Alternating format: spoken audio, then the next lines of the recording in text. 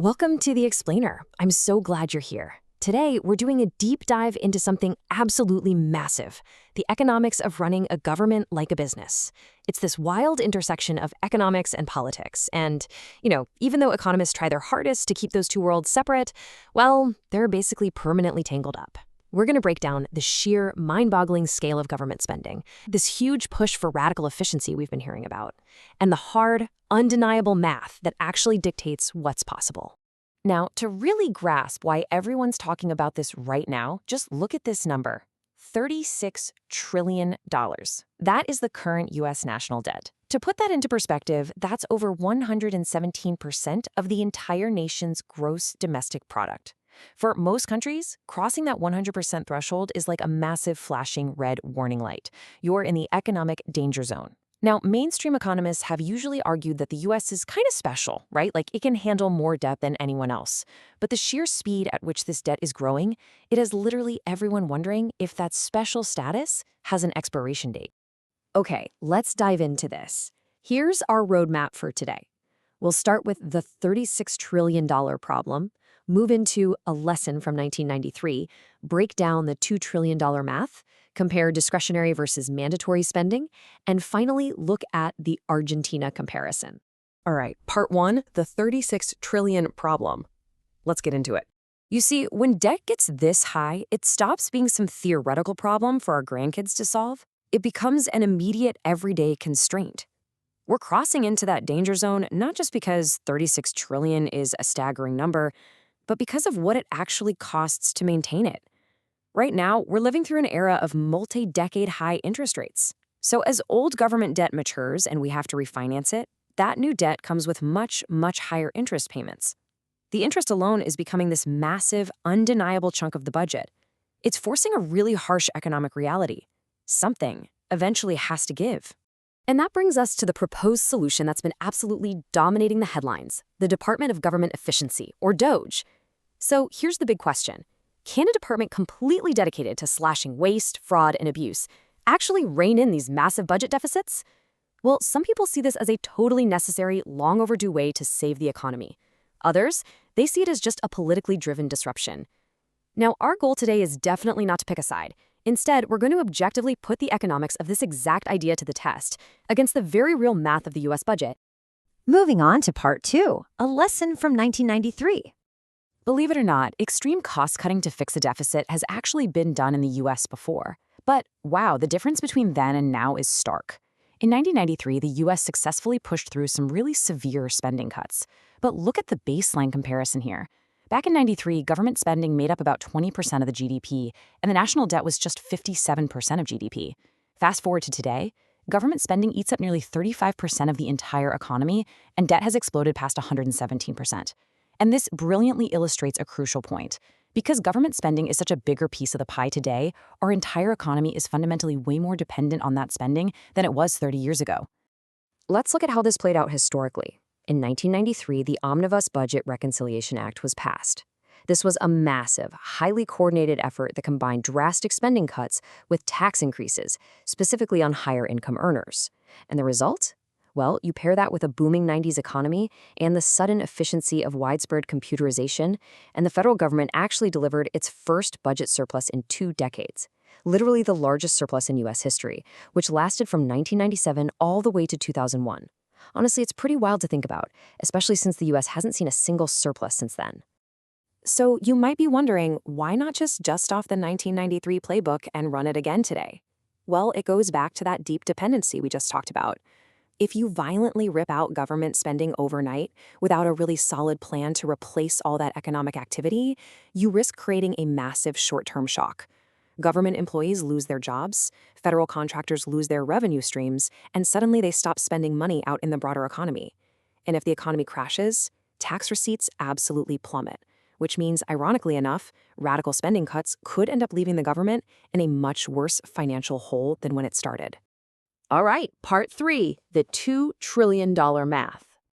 So, the stated goal being floated right now for the Department of Government Efficiency is to cut $2 trillion from the federal budget every single year. Just to put that into context, Even when you adjust for inflation, that is more than 5 times larger than those historic 1993 cuts we just looked at. So, it begs the ultimate question, can we really just cut $2 trillion? Well, let's look at the hard data. Based on the last fiscal year where we have comprehensive numbers, the total discretionary budget, which is the money the government actually gets to decide how to spend on a daily basis, was only $1.7 trillion total. Now, what's really interesting about this is how that $1.7 trillion is chopped up. Roughly half of it, 50%, goes straight to defense spending. The other 50%, that covers absolutely everything else you probably picture when you think of the government.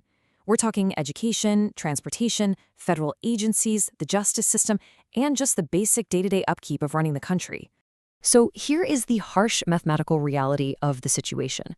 Let's imagine a completely impossible scenario. Say you dissolved the entire U.S. military, you scrap every single federal agency, you defund the courts, and you literally stop paying every single federal politician.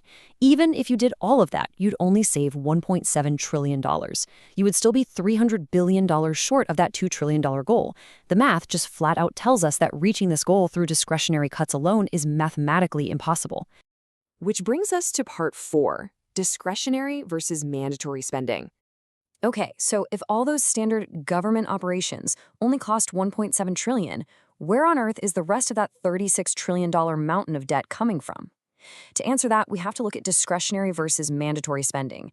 As we just kind of touched on, discretionary spending is the flexible stuff.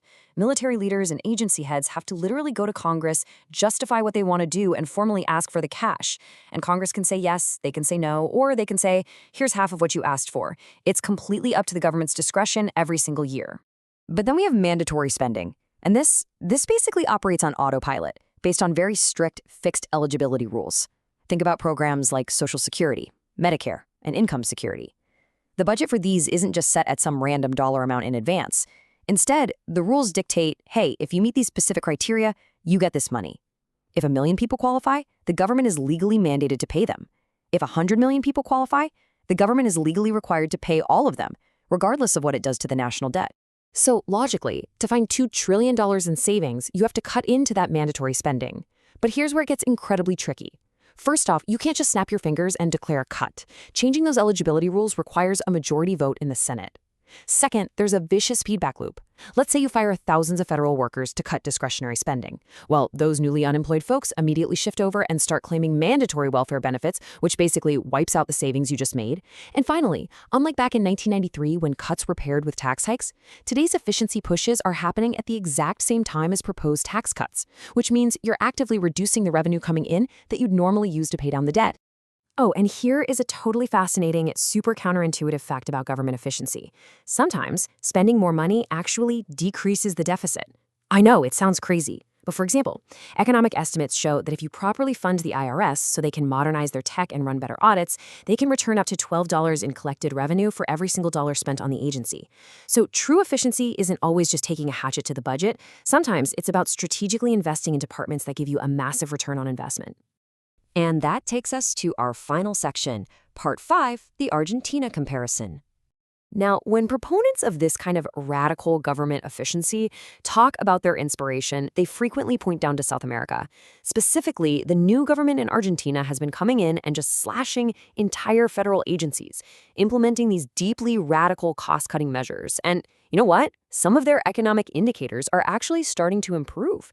So it raises a great question. Why is this radical approach working there, and should the United States use it as a blueprint? To really understand this, we've got to look at the baselines of both countries. The USA is this historically stable, unbelievably complex economy. We're talking millions of intricate, moving parts that rely heavily on government stability to function. Argentina, on the other hand, and unfortunately for them, had a fundamentally broken economic baseline. They were dealing with massive hyperinflation and a long history of radical whiplash policy swings every 10 years or so.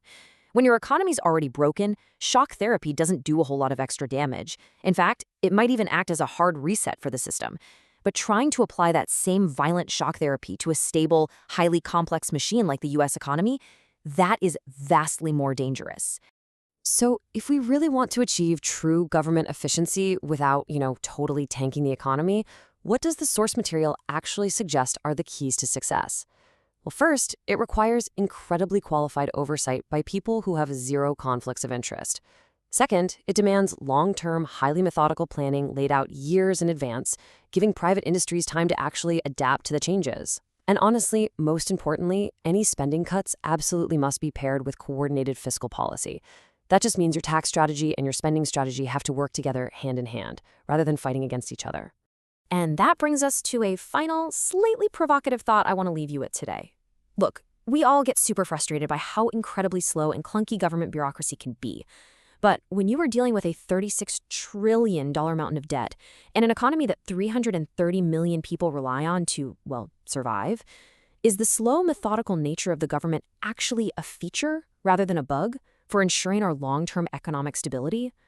It is a massive question to ponder as we watch all of these new policies unfold over the next few years. Thank you so much for joining me for this explainer. I really hope this deep dive helped clarify the sheer scale of the economic machinery at work here. Keep questioning, keep learning, and I'll catch you next time.